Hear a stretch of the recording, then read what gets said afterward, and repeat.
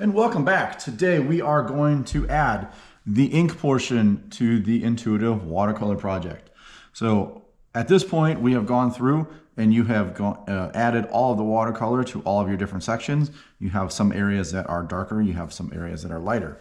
And we are ready to start to put ink down. So hopefully what you have done is gone through and you have done a little bit of practice with a drawing that looks relatively similar to what you have done with your projects. And what we're going to do is we're going to take and we're going to use a pen on the watercolor, but we're going to say find a corner here and we're going to start to make round circles.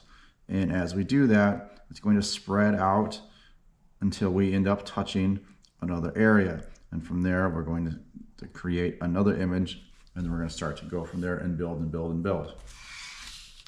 So how this is going to work, I would look over your image first to kind of get a general idea as far as where you want to start doing things. Kind of draw through in the air to kind of see how things are going to look, if things are going to work out the way that you want them to. So I am going to start in the middle here with the red. And I'm going to start in the corner.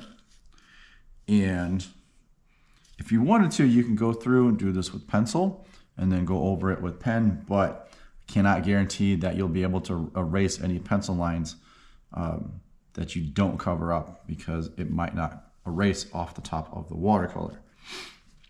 So I'm going to start here in the corner, and I'm going to have a bulge that goes like this, and I'm going to continue that from those same points, and it's going to continue out from there. I'm going to come over here to this one, and I'm going to do the same thing, and I'm going to continue out.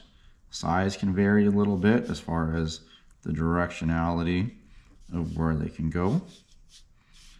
And we're going to come over here and go back.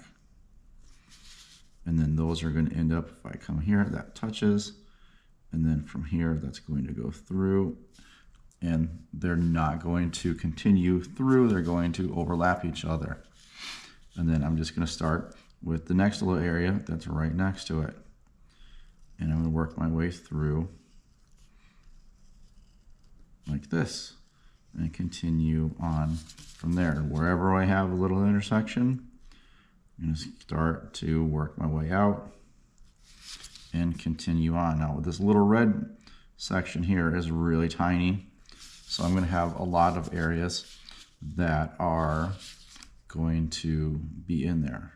So once we get out into some of the larger areas, then that's going to change. And I can come in and make some of these a little bit larger to fill in that gap a little bit.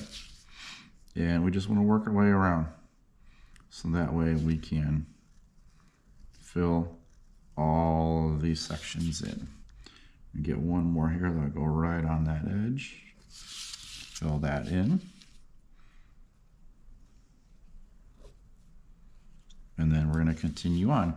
So we'll be back here in a moment so we can see how all of this stuff came together. All right, we're back. We have this last little section to do. So I'm going to come into the center here, because everything has kind of been coming from where all the intersections come together, and it's been kind of creating an interesting little look. And each one of these is slightly different. Now, I don't know if this is the way that I was expecting it to turn out, but I'm kind of enjoying the way that it's looking so far. And let's get one more coming out of here. The little guy come out like this. Get one that fills that in. Now, ultimately, we are going to have a mat that is going to go around this. So, not all of this is going to show up, because we're going to cover up a portion of it. And that's okay. But because of how this is working, that's going to give us some options as far as how all these things are going to look. So we get this last little bit get one more in there.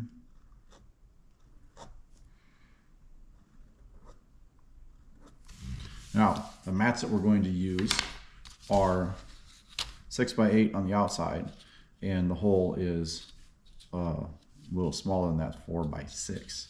So we've got some options here. We can move this around so that way we can kind of see where the different part of it is and how we want it to look. Now I think I kind of like it here like this. So what we're gonna do, check. Let's do this route here, kind of like that. Slide it over just a fuzz. Now once you've figured out where it was, and we've got a bunch of different colors for this, so that way we have some options. Some of them are a singular mat like this. Some of them are a double mat like this.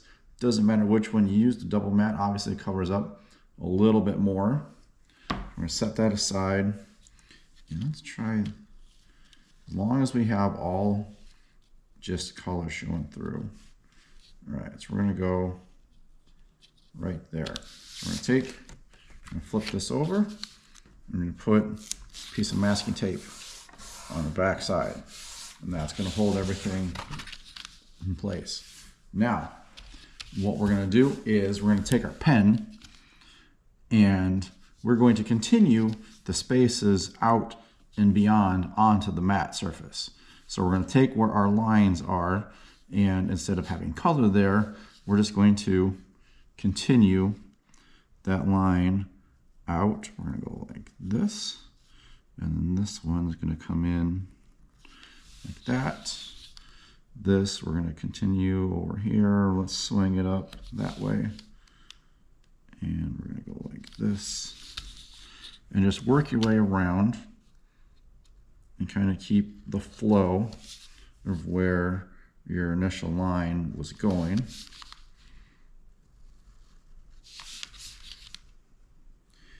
And just work your way around. So we've got all those in there. Ooh, that's a big space there. That's okay. So now what we're gonna do is we're gonna take and we're going to continue these lines up the edge and onto the mat. So when you get on the inside here, there's a bevel, and we'll have to kind of draw at an angle to get up from that, and then we can just kind of continue on from there. So we're going to go back to a time lapse real quick and get this finished out.